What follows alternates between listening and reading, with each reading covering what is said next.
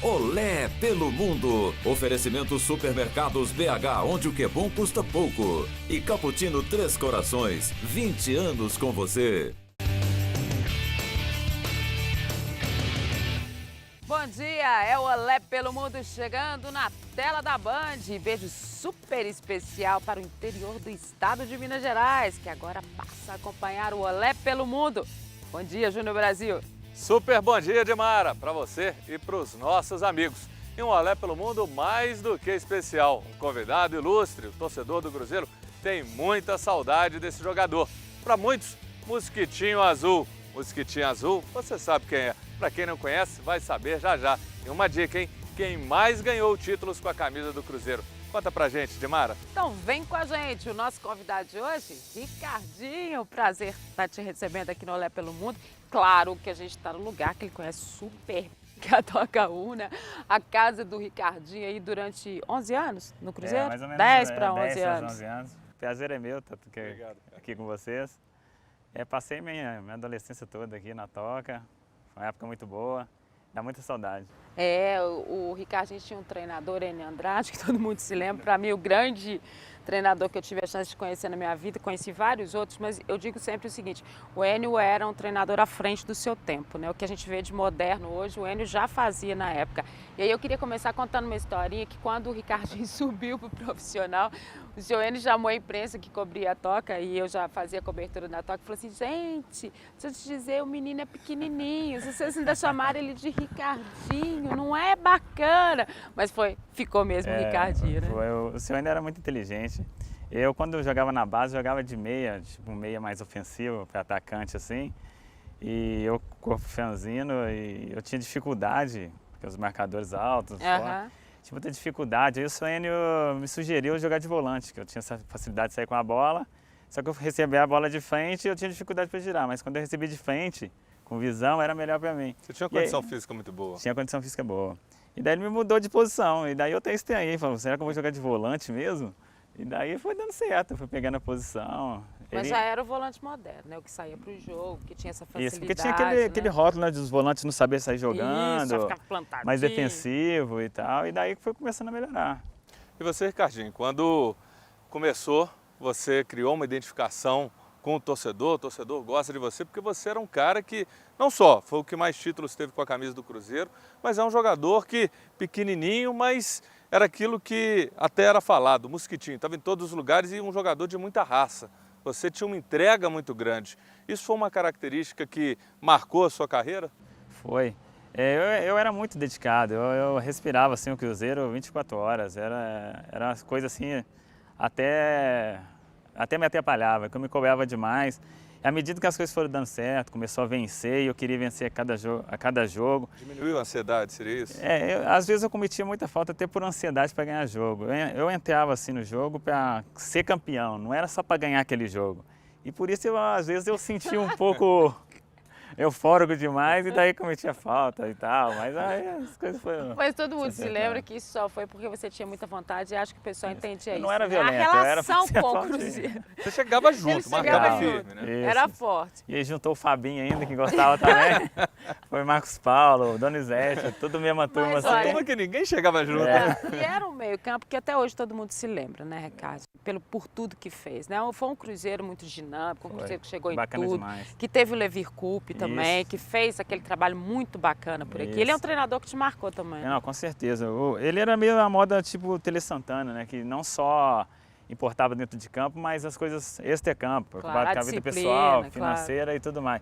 Ele é um treinador que dificilmente o time que ele pega vai mal em competição, porque ele sabe agregar assim, valores, sabe as características dos jogadores e sabe usar muito bem isso. E juntou jogadores que queriam vencer, que é importante, e daí as vitórias vieram e títulos começaram a acontecer, isso foi tudo somando. E títulos não faltam para você, né? A gente pega quando fala, você é o jogador que mais conquistas teve, mas qual que foi o mais especial? Foi contra o Palmeiras mesmo, a Copa do Brasil, pela circunstância que todos falavam, o Palmeiras já é campeão, já compraram o chopp e tudo mais. Foi esse o grande momento, aquele grande título? Esse da Copa do Brasil de 96 acho que é inesquecível para qualquer torcedor, qualquer pessoa que eu encontro na rua, só fala desse campeonato, até mais que a Libertadores, pra você ter uma ideia. Que quando nós chegamos em Belo Horizonte, para ter uma ideia, eu nunca vi nada igual. O centro de Belo Horizonte, dificilmente acontece como aconteceu. Uma emoção fortíssima. Fortíssima, carro de bombeiro na cidade, os pais jogando aqueles papelzinhos, uma loucura. Você tem imagens disso? Tem sempre assim. Quando eu parei de jogar, que foi 6 vezes quando você sonha, porque aquele você para de repente, direto vem essas imagens na minha cabeça. Assiste? Sempre. E aí em casa também, meu pai gosta muito de ver jogos passados, eu sempre vejo de vez em quando. Minhas filhas que não viram jogar também. E qual que é a nota que você dá pro Ricardinho jogando? Você olha e fala, não, eu era às vezes assim, nisso, aquilo, era muito bom mesmo. Não, era bom, ele era bom. Jogava bem. Ele foi seleção brasileira, né? Conta pra gente o seu histórico de seleção brasileira. Eu subi em 94, mas efetivei mesmo como titular foi em 96. Que foi titular absoluto para ser campeão da Copa do Brasil. E no final dessa temporada eu já fui convocado pelo Zagallo. Em 96. Olha só, ele foi para a seleção com o Zagallo, tá, galera? Em 96. E depois da Libertadores, no ano seguinte, eu fui a algumas convocações que tinham o Mundial em 98, não era isso? Na França? Isso. E eu fui a alguns jogos até na eliminatória, mas sempre ficava no banco, não entrava. E depois que passou de 98, fui chamado algumas vezes pelo Leão, pelo Luxemburgo, sempre aleatoriamente, assim. E não tive a oportunidade, assim, de jogar mesmo a seleção. Fiquei no banco, entrei umas 2, 3 partidas. Mas foi uma experiência muito bacana também. Você vestiu? Vesti.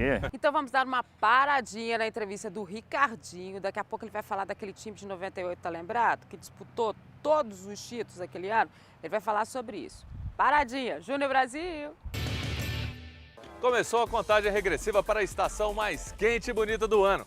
Se você deseja chegar ao verão com o corpo saudável e em forma para curtir o sol, associe a prática de atividades físicas a uma dieta equilibrada. Experimente incluir o Semil Soy no seu dia a dia.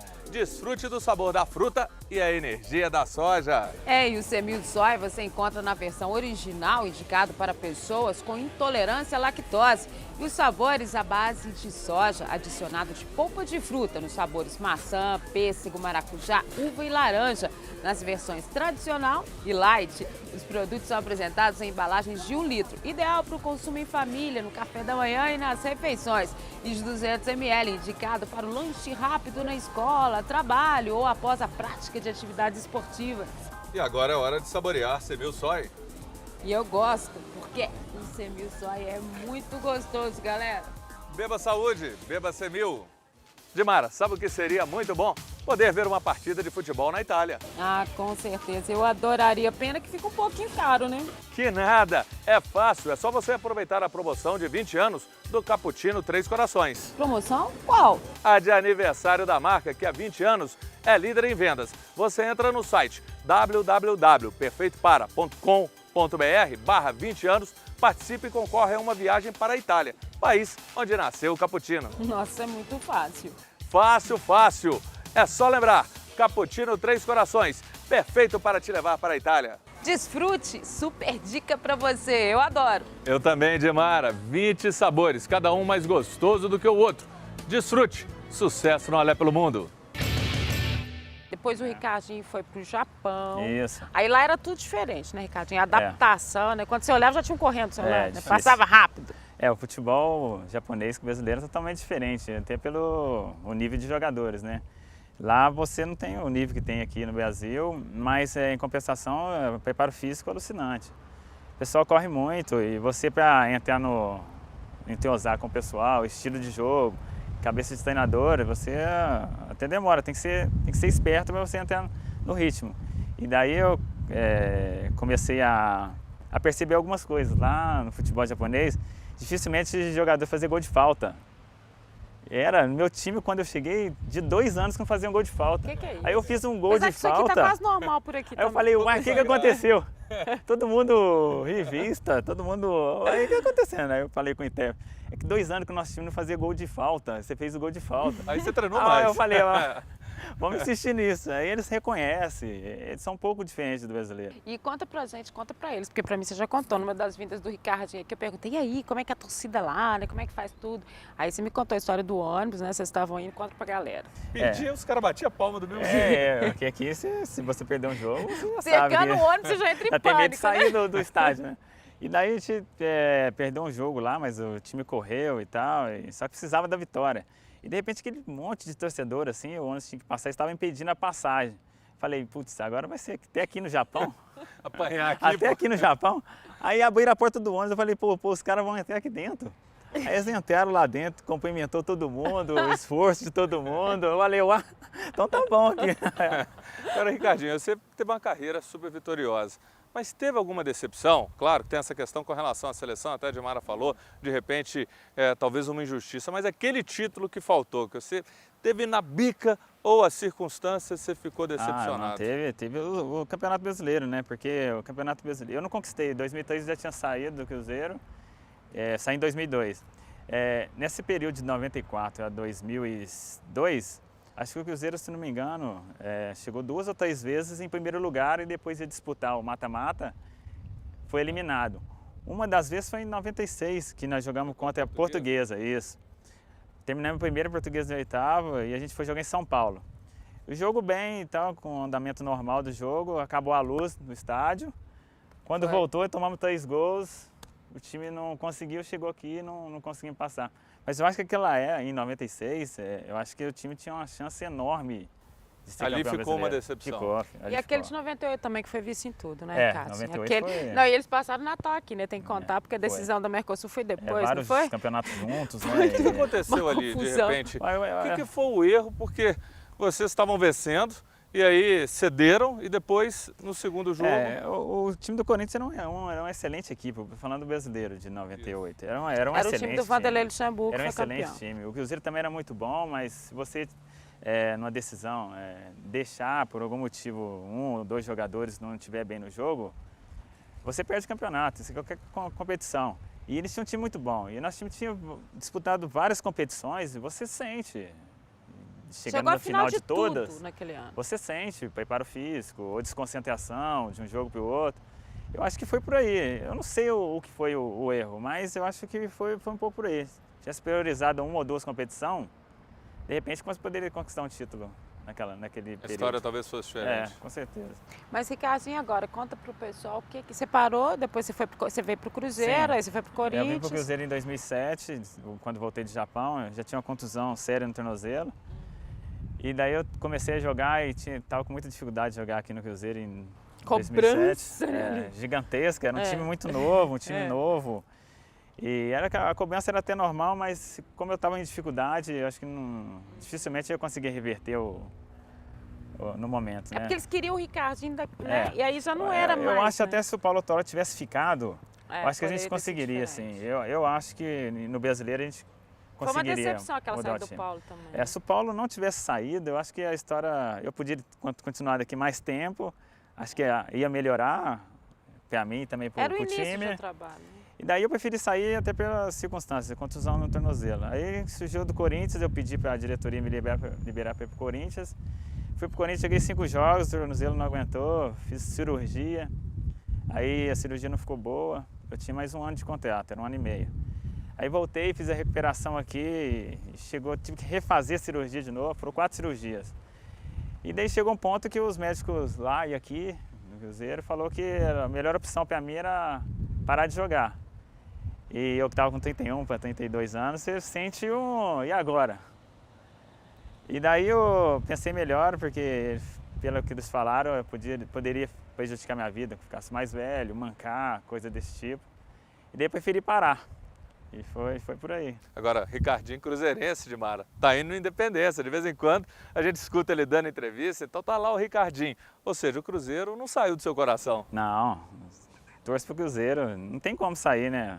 Infância toda aqui, esses títulos todos. Eu fui no Independência agora contra o Atlético e parecia que eu ia jogar, parecia que eu tava sentindo aquele... porque você sente, você conhece o que é aquilo. E é mais difícil assistir ou jogar? Mais difícil, é muito mais difícil. O coração acelera, a hora que saiu o gol, pulava igual o torcedor. Eu falei, o que está acontecendo?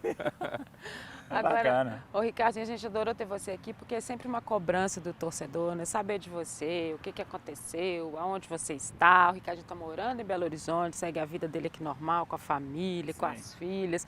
Não é isso? Está por aqui e é aqui que é a sua história. O pessoal sempre me cobra muito na rua, porque você não aparece e tal. Acho que muitas das vezes é culpa minha. Eu fico bem reservado e tal. Também, e não falo com o pessoal. Mas não, agora... Estou indo de Independência agora, tô indo... Vai encontrar o torcedor lá. Vou encontrar o pessoal. Ricardinho, obrigado, valeu Beleza. demais. Tenho certeza que o torcedor adorou esse papo, adorou te rever. Obrigado. Eu também adorei te ver. Sempre, sempre. Tudo de bom para você, beijão na família. E olha só, galera, vamos girar com o Olé pelo Mundo? Tem muito mais por aí, vamos lá. E o Olé pelo Mundo de hoje dá boas-vindas a um novo parceiro, isso mesmo, estamos em Caeté, a 45 quilômetros de Belo Horizonte, agora com o Tauá Resort Caeté. Seja bem-vindo, um grande abraço para a família do João Pinto Ribeiro, a Elisete, o João, a todo mundo que vai fazer parte do Olé pelo Mundo. E o Hotel Resort Caeté é o local ideal para você e sua família se divertirem e também relaxarem. Aqui você encontra um super atendimento com a equipe do Tauá Resort Caeté. Muito lazer, parque aquático, boliche, salão de jogos, kids club, espaço baby, quadras, academia, boates, bares temáticos, spa, fazendinha e monitores para brincarem com seus filhos. E a incrível J-City para os meninos aprenderem brincando. Apartamentos confortáveis para você relaxar e ter aquela noite de sono. Mas se quiser se divertir, tem o Scott Bar e a boate. Além de tudo isso, uma comida deliciosa em restaurantes agradáveis, cercados de muito verde. Venha se divertir no Tauá Resort Caeté. Telefone 3236-1900. 3236-1900. Estamos nos supermercados BH, onde o que é bom custa pouco e tem sempre um pertinho de você. Aqui você encontra de tudo. Qualidade, melhor preço, tudo que a dona de casa precisa aqui nos supermercados BH. Vamos conhecer um pouquinho mais dos supermercados BH. Nos supermercados BH você encontra produtos de perfumaria, shampoos, sabonetes, hidratantes, linha infantil com as principais marcas para seu filhote, ração para cães e gatos. Compra pesada do mês, arroz, feijão, tudo com preço pequenininho, pequenininho. Biscoitos deliciosos de diversos sabores e marcas. Padaria, com os mais gostosos pães e também laticínios, queijo e presunto, tudo com preço pequenininho. Supermercados BH, onde o que é bom custa pouco. Hortifruti, com grande variedade, tudo fresquinho, carnes e bebidas, tudo isso você encontra em um Supermercados BH pertinho de você. Gostou? Esse é o Supermercados BH. Vamos girar, vem dica por aí. Cappuccino Três Corações, como você toma? Pra mim é perfeito pra namorar. Ela só pensa em namorar. Ela só pensa... Chegar em casa, quentinho. Ela só pensa em namorar. Ela só pensa em namorar. Cremoso, cheiroso. Ela só pensa em namorar. Cappuccino Três Corações, irresistível. Me aguarda, Carlos Augusto. Hoje tem. E o Olé pelo Mundo já girou e nós estamos nos estúdios da Rádio Esportes FM 94.1, a nova rádio do Grupo Bandeirantes de Comunicação. E eu e o Júnior Brasil estamos muito felizes porque nós estamos sendo recebidos por um colega meu agora da rádio, mas que na verdade tem uma história linda nesse futebol mineiro, no futebol brasileiro. A gente estava louco para trazê-lo, né, Júnior, para que ele pudesse contar essas histórias todas para a galera do Olé. Verdade, Judimar, ó, jogou no América, jogou no Grêmio, jogou no Atlético, jogou no Cruzeiro, na seleção brasileira, fez um gol horroroso no Lazaev. Então, o homem tem uma história e foi dos chutes mais fortes que o mundo já teve. Éder, o homem bomba. Obrigado, Éder. Bom dia, galera. A gente não pode falar o que estava falando em off aqui, né? Eu quero falar o que a gente estava falando em off. Não, aquilo ali, poxa. Então, aqui, só para não deixar curioso, nós vamos falar de futebol. Telespectador, só para não deixar curioso, quem foi o grande concorrente de Renato Gaúcho? Dentro e fora dos campos. Não, o Renato até, acho que há uns 2 anos atrás, né, ele falou que o cara que ele respeitava aqui no Brasil era Éder Aleixo, né? Agora, Ele é muito brincalhão, é porque ele é meu amigo, meu Mas irmão. por quê? Bacana. Respeitava em que área? No futebol, né? Apesar de ele jogar pela Ele é direita ou ótimo, pela ele é esquerda, poxa, a gente sempre, né? É. E o primeiro jogo do Renato na Seleção Brasileira, eu estava presente, eu ainda jogava na Seleção Brasileira, foi em Goiânia. E o Renato realmente é meu amigo, eu gosto muito do Renato. Sem dúvida, é um cara muito bacana. Mas não vamos falar de Renato aqui, não vamos falar... Né? Vamos falar do seu Dimara. Pois Até, é, Éder, eu tive esses dias, a Dimara também, nós gravamos com o Alves, e eu falei, o Alves era bonitão, era cabeludo, teve fã-clube, meio para ajudar o amigo. Você não, você conquistou, arrasou corações, você e Renato, vocês fizeram uma história bacana demais, muito bonita dentro de campo, mas arrasaram corações fora, né, Éder? Ô, Júnior, deixa eu te falar. Eu não estou fugindo, não, mas você falou do Alves. O Alves, coitado, o Alves está andando assim, tá fundo, tá raso, tá fundo, tá raso. O Alves é meu amigo. O Alves é um cara, pô, um abração pro Alves aí. Mas, sem dúvida, dentro de campo eu aprontava muito. Até porque eu fui expulso várias vezes. Eu estava falando com você ali também que eu fora de campo eu sou uma pessoa tímida pra caramba, mas dentro do campo eu confiava nos meus companheiros, por isso que eu fazia aquelas confusões todas, porque eu confiava nos amigos para me ajudar. Qualquer confusão não era só eu, não. Eu batia todo mundo, eu apanhava todo mundo. E o interessante do Éder Aleixo, e para todos nós que comentamos hoje futebol, e temos esse nível de exigência, né, com o jogador moderno, de ter aquela história, olha, fora das 4 linhas, dentro das 4 linhas. O Éder Aleixo viveu esse grande momento fora das 4 linhas, ao mesmo tempo que ele viveu fantasticamente dentro das 4 linhas. Foi o melhor momento técnico, tático do Éder Aleixo, seleção brasileira, tudo que ele representou. Como é que você conseguiu, assim, conciliar os dois, que a galera hoje não sabe? Dimara, é o seguinte, Júnior, aquela época eu nunca treinei na minha vida, não gostava de treinar. Eu só treinei quando nós ficamos na Toca da Raposa 3 meses, não tinha como fugir. Com a seleção? Treinei com a seleção brasileira, mas eu era um cara que eu treinava muito pouco. Treinava muito pouco a parte física, mas o que eu tinha de melhor, que era bater na bola, eu fui um cara que eu sempre fui o primeiro a chegar. O treino era 8h30, 7h30 eu já estava tomando café com o pessoal. O treino acabava 11, 11h30, eu saía de lá, 12h30, 1h, que eu ainda ficava treinando, chutando bola, escanteio, os goleiros ficavam comigo. Então, tudo isso, o que eu sabia melhor, eu praticava mais. E quando você pratica mais no campo, logicamente, você errava menos.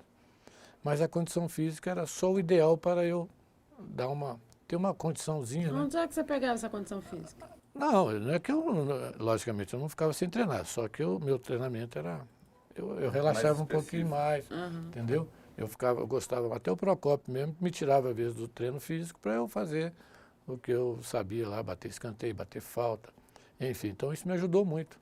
E hoje o futebol depende muito da condição física, antigamente ainda não. Você sobressaía com a técnica, como eu não era um cara tão técnico, mas com a bola nos pés, eu fazia um bom lançamento. Eu virava um jogo, eu batia um escanteio, eu colocava um colega na cara do gol, eu fazia o gol de falta. Então hoje não, hoje se você não tiver condição física, o cara te atropela. Hoje o futebol é força, infelizmente. Às vezes você perde muita técnica, o futebol nosso perde muita técnica para usar a força. É por isso que o futebol brasileiro hoje caiu muito. Poderia aliar as duas coisas, né? Mas não faz nenhuma nem outra.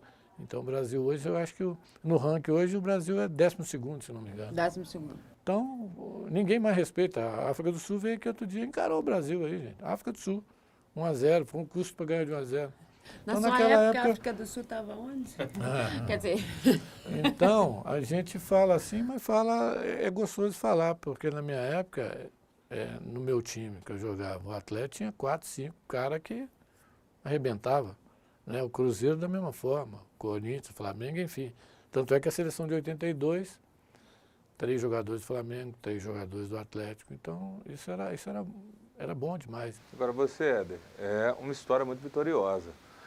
No time do Atlético, você obteve título com o Cruzeiro, jogou num Grêmio forte, num futebol romântico, e seu futebol rodou o mundo. Mas você, como você mesmo falou, você era meio cabeça quente. Verdade. Teve alguma coisa que você arrependeu, depois você falou, olha, isso complicou, isso impediu uma transação, isso me tirou em outra oportunidade da seleção, ou fechou alguma porta que depois, não hoje, você já mais maduro, mas logo depois você vacilei? Dia 1º de abril, dia da mentira. Dia 1º de só abril. podia ser no dia 1º de abril, né? Dia da mentira. Eu fui expulso no jogo da seleção brasileira e fui cortado da seleção. Então, 86, né? 15 dias antes eu fui cortado. Um baque. Mas sem dúvida. Era a Copa. Era a Copa do Mundo do México, né? E eu perdi essa grande oportunidade. Eu acho que foi a única coisa que realmente eu sinto assim que me prejudicou muito. O resto não, o resto eu acho que era aquela coisa de juventude. Você nem imaginava que isso ia acontecer? Não. A consequência? Até porque tinha acontecido um caso do Leandro Renato na seleção brasileira e qualquer ato de Tava todo mundo de disciplina era... E não foi nem o Tele que me cortou, não. Já estava Já estava agendado. Ele era um dos marcadinhos. A única coisa que eu fiz, eu liguei para minha mãe e falei, mãe, tô cortado na seleção brasileira. Não sei o quê. Mãe, tô avisando a senhora que... E ninguém me falou, não. Eu fiquei sabendo depois por jornal aí, à noite anunciou. Mas é isso aí. Agora, naquelas expulsões todas que a gente, né, acompanhou na sua carreira e tal, naquele momento ali, você pensava o quê, Éder? O que passava? Não, além desse jogo especificamente, e a gente tem uma coleção, né? Nesse jogo eu posso falar. Fala, conta. O que você falou? Primeiro... Pra ele você falou o quê? Pro cara, não, eu tentei, nem acertei o cara. Eu vou falar. Então fala. Primeiro ele cuspiu na minha cara. Nossa, eu fiquei macho, né? Depois ele veio e passou a mão na minha bunda. Aí, malandro, mas eu dei mesmo, mas não acertou o cara, não. E o pior de tudo foi isso, pô. A gente voltou pro Rio de Janeiro no mesmo voo, foi Brasil e Peru. E o cara ainda me pediu autógrafo, que era molecada. Você tá brincando comigo? Você deu o autógrafo? Dei, tá, mas o cara... E por que você não tentou acertar o murro naquele momento? Aí a gente, lá dentro do campo, a gente... É outra história, né? Acabou, tomou banho, não tem mais essa, não. Eu já tive vários problemas dentro do campo, agora fora do campo... Você tem uma também sensacional com o Nelinho, né? Essa do Nelinho é histórica mesmo, essa aí não... E até outro dia eu tive com o Nelinho num evento aqui em Belo Horizonte, a gente falou de novo lá para a rapaziada, o pessoal gosta de dar risada, né? Porque... Nelinho correndo, você correndo. Eu corri mesmo. E ali sim, aquele momento, eu acho que foi a primeira vez que eu pensei mesmo, deu tempo de pensar. Porque eu poderia ter encarado o Nelinho naquele jogo, ele já tinha sido expulso, ele queria me levar também. E o Tele estava vendo o jogo. O Tele estava vendo? Então teve cabeça fria. Primeira vez na minha vida. Aí, o Tele me convocou para a Copa do Mundo e o Nelinho não foi. E o Nelinho foi expulso, sobrou uma bola para mim, eu gostava de fazer um golzinho, né? Fez conta. Aí fiz o gol, nós ganhamos de 1-0 e eu fui convocado, o Nelinho não foi. Mas o problema foi que na segunda-feira tinha o programa Bola na Área, quem está no programa? Eu e o Nelinho. Aí tá lá os dois, não sei o quê, parceiro para lá, parceiro para cá. E aí, hoje o Nelinho, nós somos amigos pra caramba, mas dentro de campo é o que eu te falo. Dentro de campo a coisa é muito difícil, você quer ganhar, você está defendendo seu time e às vezes acontece. E eu fui muito expulso porque também eu não sabia dar pontapé no cara. Era um jogador que eu não tinha essa maldade. Então o cara, quando me dava um pontapé, me dava sempre, já sabia, então por isso que... Mas você também era muito forte. Eu reagia na hora e... Ele era muito forte, ele fala dessa questão física, mas você tinha esse eu queria um pangaré de garagem. Mas... Tô vestido até de galinha da Angola, como diz a rapaziada aqui, pô. Então... E o interessante, vocês estão vendo esse bom humor do Éder, e o engraçado dele era isso mesmo, porque ele saía de campo, às vezes, extremamente nervoso, né? Naquela primeira entrevista sua ali, quando ele te via, ele já voltava ao normal. Mas ali dentro do campo você fala tudo, você tá quente ainda. Parecia outra pessoa, o narizinho dele fazia assim pra cima, aí quando você ia entrevistar, é verdade. Transformava. Aqui. Por isso que agora não tem mais isso, você não vê muito isso, não, os caras xingam. Porque depois é que tem coletivo, antigamente, você estava treinando lá, o Paulo Celso, os caras estavam lá dentro, você estava com a bola, os caras estavam te entrevistando. Estava no vestiário. Estava dentro do vestiário, lá no Mineirão, só não entrava dentro da banheira com a gente, mas estava todo mundo lá. Mas eu já vi esse menino sentadinho lá na Vila Olímpica, né? Quando eles se tiraram do time, não foi? Que depois o Levi te trouxe de volta. Então, deixa eu te dar uma sugestão aqui, porque a gente tem muita história para contar. O Éder tem história demais. E você vai contar essa aí da Vila Olímpica, do Levi. Mas vamos fazer o seguinte, Éder, a gente vai fechar aqui o programa de hoje e vamos continuar com você semana que vem, porque Éder tem parte 1, parte 2, parte 3. Só para deixar suspense, tem um chute do Éder que matou o burro, o Éder chutando o coelhinho. Chutou o coelhinho? Que coelhinho? Você contou uma história dessa, tinha uma bola lá, tinha um coelhinho no campo, você deu um bico no coelhinho. Já ouvi essa história sua. Tá, verdade. São tantas, né? Não, verdade. Então não dá tempo, eu ia falar do coelho, mas não dá tempo. Não, você vai contar então no programa de semana que vem. Então vamos fazer o seguinte, vamos despedir da galera da Band agora, nesse sábado. Lembrando que a gente volta sábado às 10 da manhã. E Éder Alê, só abre o nosso próximo programa.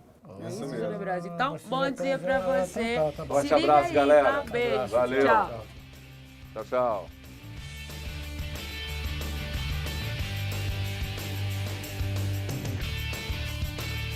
Olé pelo mundo. Oferecimento Supermercados BH, onde o que é bom custa pouco. E Cappuccino Três Corações, 20 anos com você.